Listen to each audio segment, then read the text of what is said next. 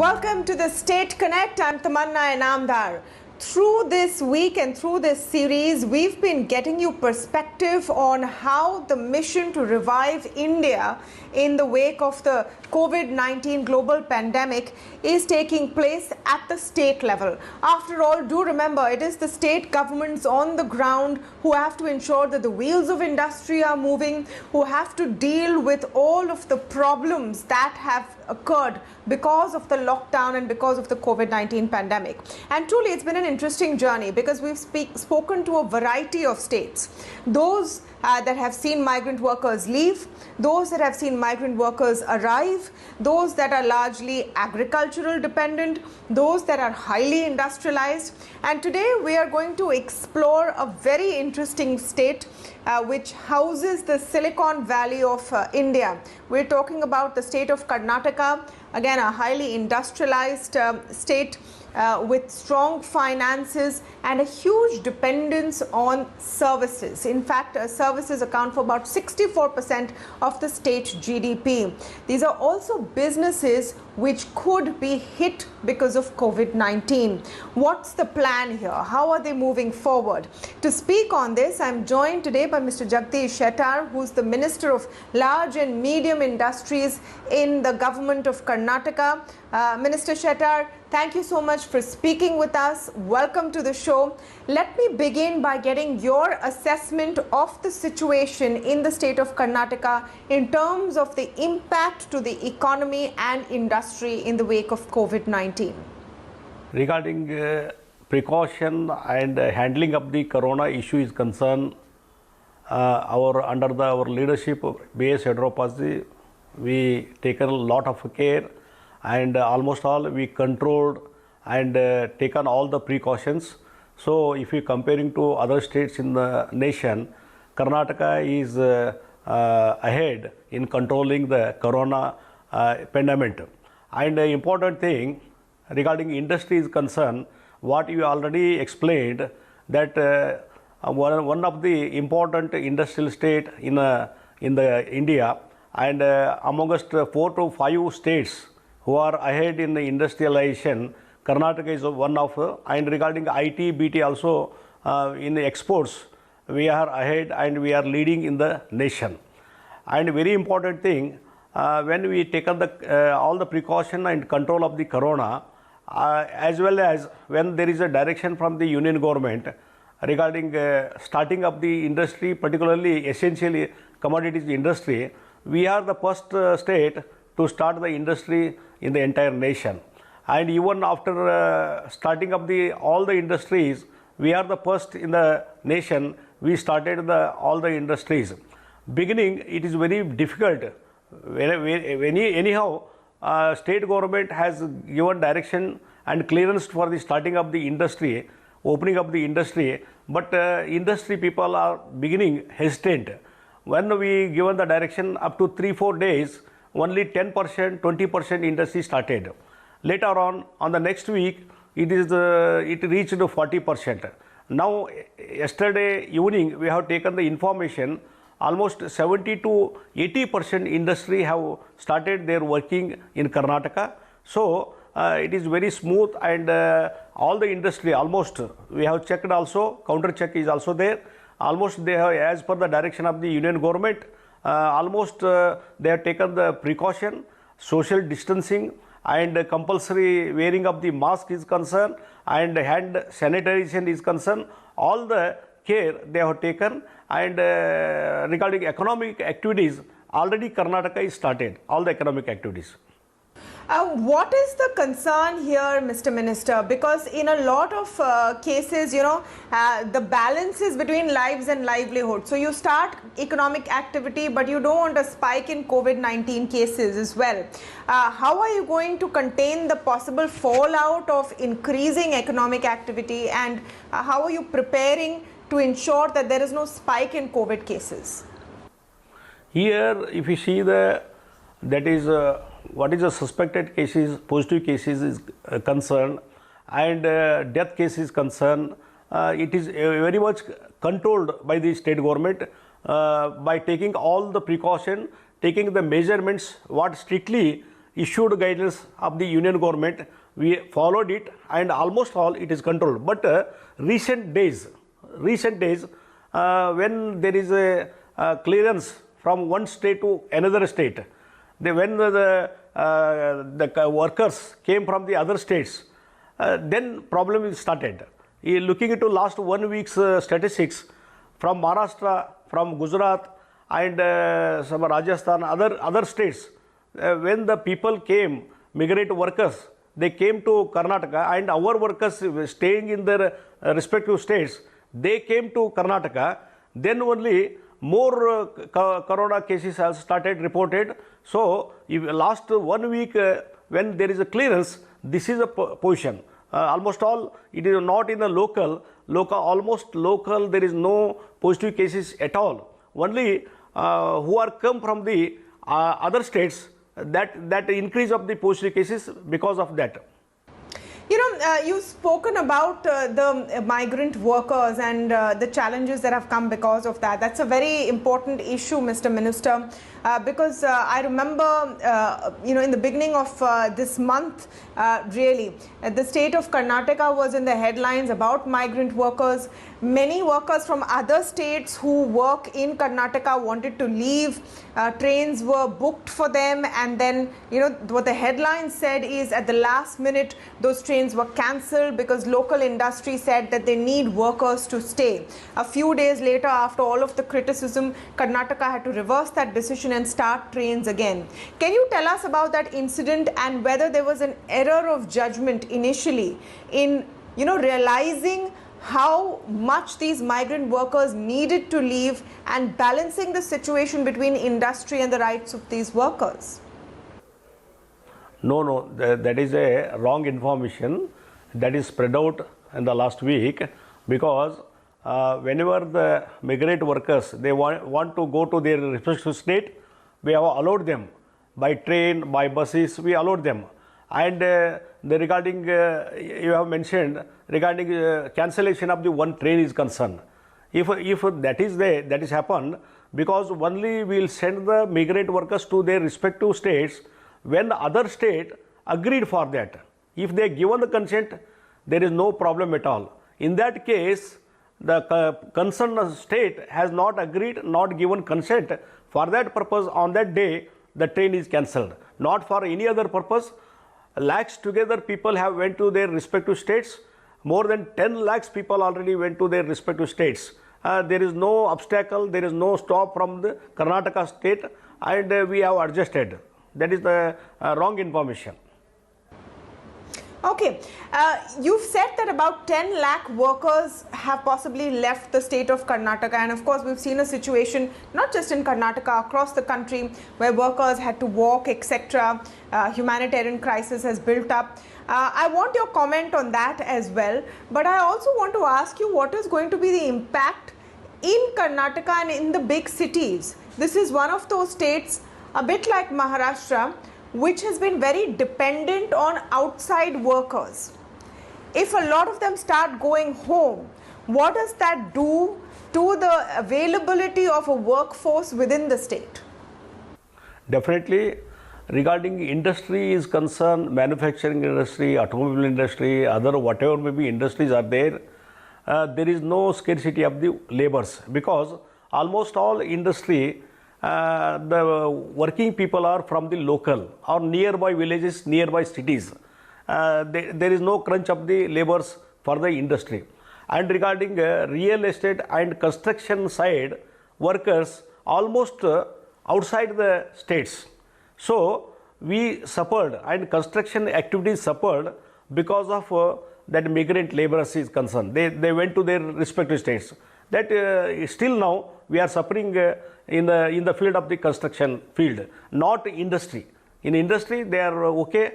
We are having a laborers in local. There is no problem at all. So for real estate, how will this lack of workers be sorted? Will it hit the real estate sector in Karnataka? Anyhow, but within the local, their construction activities started. Taking the local leaders, local laborers, local skilled people, they started. But 100% there is no sufficiency of the laborers.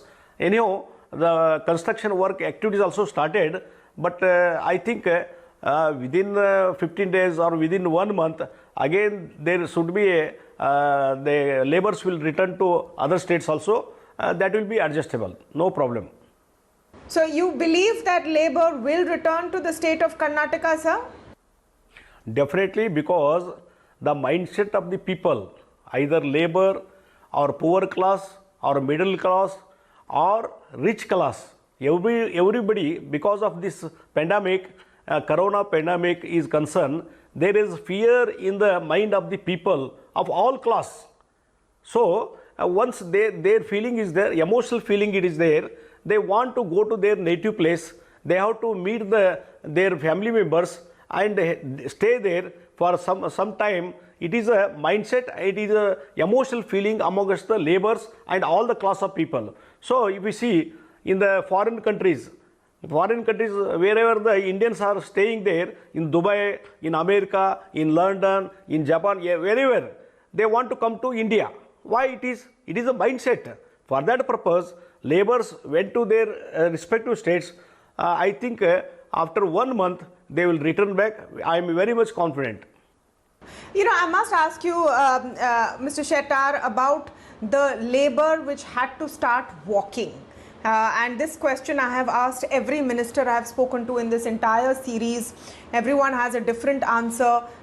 Some have said that it was the fault of other states, those who are receiving migrants. Others have said that they've tried their best. What was the situation in the case of Karnataka? Because this was a huge tragedy which could have been avoided if there was earlier planning. Were state governments caught unawares that people will start walking even such large distances? Some states they have restrained who are came from the Karnataka. Some states have restrained, and here in particularly Karnataka, who wants to go to their respective states, who are the states not interested to take back. For example, West Bengal, they have not cleared for coming to their state. West Bengal is not cleared from Karnataka going to West Bengal. They are not cleared. Like that, 2-3 states are there where there is a restriction. They have not given the consent. For that purpose, those workers are with Karnataka. And here also some problems with Maharashtra. Most of the people from North Karnataka and any other, even Mandya, if you see the district of the Mandya, in the southern part of the Karnataka, Maharashtra, when any person come from the Bombay, almost all cases reported as a positive. For that purpose, there is some restriction, and we taking all the care for entering them, and immediately for entering them, they will be kept in a home quarantine or government quarantine. After testing only corona, they are taking to their respective districts. This is some restrictions we have imposed, but we have not avoided any person coming from the other states. Yes, but it doesn't answer my question why people had to walk. Why did people have to walk, and could that situation have been avoided, where in the beginning of the lockdown, workers didn't feel like they had no food, no shelter, no income at all, and that is why they got desperate and started walking? If you see the example of the Karnataka, migrant workers, wherever they stay, in Bangalore or in Belgavi or in other parts of the state, wherever if they identified by the district administration, all the days, either 15 days or 30 days, our government has and district administration supplied the food and given the breakfast, everything we have taken the care of the migrants. If any person, few persons, they go to walking and other things by walk, if they are not identified the district administration, that only happens. Or almost lakhs together people, whatever the care, we have taken all the care of the migrant workers in Karnataka, they are safe in the Karnataka. Either this side or their side, it is happened because of non-identification. If there is identification, nothing will go on wrong. Okay, let me switch gear to another sort of section of workers who right now are in a very stressed situation. Now, the state of Karnataka traditionally has relatively lower unemployment rates compared to the rest of the country. Right now, and a lot of it perhaps because of the booming IT/ITES sector. Right now, this is a sector which is also under stress. Exports from this sector could be under stress because of, you know, the global economy, what's happening in America, etc. A lot of unicorns based in Bengaluru are laying off people in the thousands. You know, and they're all headquartered here. Of course, the sackings are countrywide and sometimes worldwide. What are you going to do to ensure that this sector remains afloat and keeps going forward? Are there any plans for any kind of wage support? Because already regarding wage support is concerned, already our government, our Honorable Chief Minister has taken the MSME sector is concerned that 2 months fixed minimum charges of the electric bills have been waived off, and 3 months bills of the electric of the larger industries has been deferred for 3 months. Like that, some measures have taken. And regarding organized, that is some laborers, construction laborers, and some other unorganized people, we have given announced a special package for payment of their compensation, giving 5,000 amount, 2,000 amount, we have compensated. And regarding MSME and other industry is concerned, already under the leadership of our Honorable Prime Minister Modi ji has announced a special package of the giving of the loan is concerned after repayment after 1 year. That is also advantage for the MSME sectors, and some other special packages, particularly 3 lakhs crores for the MSME sector. It is a very advantage for the development of the industry and survival of the industry. So with that help of the union government, some packages to the workers from state government, that we have compensated everybody. What about the startup space? You know, that's sort of the crown jewel for India, and of course for Karnataka. Karnataka has seen where, you know, a situation where the startup space has blossomed as well in the Silicon Valley of India. How will you ensure that COVID-19, the economic lockdown, and the drying up of funding does not impact this industry? Regarding startup is concerned, it is a concept projected by our Honorable Prime Minister Narendra Modi ji, and I think in Bengaluru, particularly in Bengaluru and Karnataka state is concerned, in a startup we are in ahead in the entire nation, and for startup also we have encouraged a lot of things from the state government and union government, and a lot of no problem is caused to the startups are concerned. Whatever happened to other industry, other manufacturer, like that, they are also suffer last 2-3 months. But I think they will survive, and there will be a revival of the startups in Karnataka, in particular in Bengaluru. Nothing will happen. Okay, I want to ask you about labor laws, Mr. Minister. A lot of states have tweaked their labor laws in different ways to try and make it attractive for industry, in the hope that industry increases formal employment. A lot of employment in India is still in the informal sector, so out of the labor laws. Tell us what the approach of the Karnataka government has been to labor laws. Definitely, there must be some improvement and amendment to the labor law is needed of the hour, because of last 2-3 months corona effect, that lot of pressure on the industry department is there. For that purpose, regarding there is no work last 2-3 months. For that purpose, industry wants working hours to be enhanced from 8 hours to 12 hours. So regarding that aspect is concerned, we are also considering. And regarding other amendments, regarding some procedural aspect is concerned, for checking of the industry books are concerned, there are some suggestions from the industrial department, that is the industrialist. For that purpose, as an industry minister, I am also put up a proposal to our Honorable Chief Minister Yedropazzi that some amendments to the Industrial Disputes Act, labor laws, it is needed, and that is the extension of the working hours to be extended. Like that, some proposals we put up to the Honorable Chief Minister. I hope that some amendment will be caused within a short period.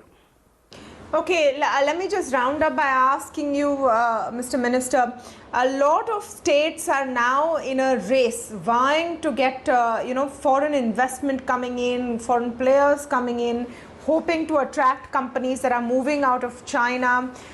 Is there any big projects that Karnataka is working on, and how will you hope to attract these industries?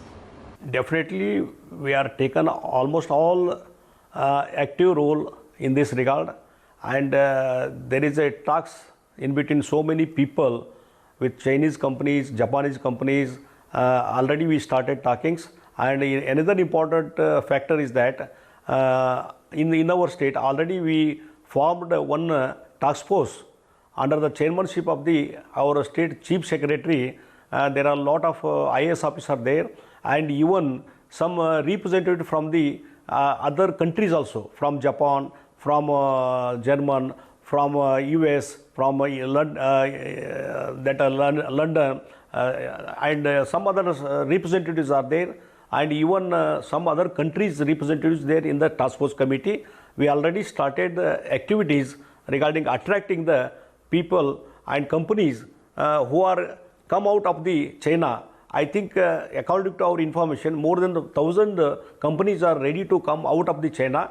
For attracting them, already process is going on in Karnataka. We are always ahead in attracting the investors. Here also, under the chairmanship of our chief minister, we have started all the activities, and it will be fruitful. According to, I am very much confident it will be fruitful. Already so many people, they are in touch with our officers. They are working out all the things, and whoever wants to come to Karnataka, we are welcoming.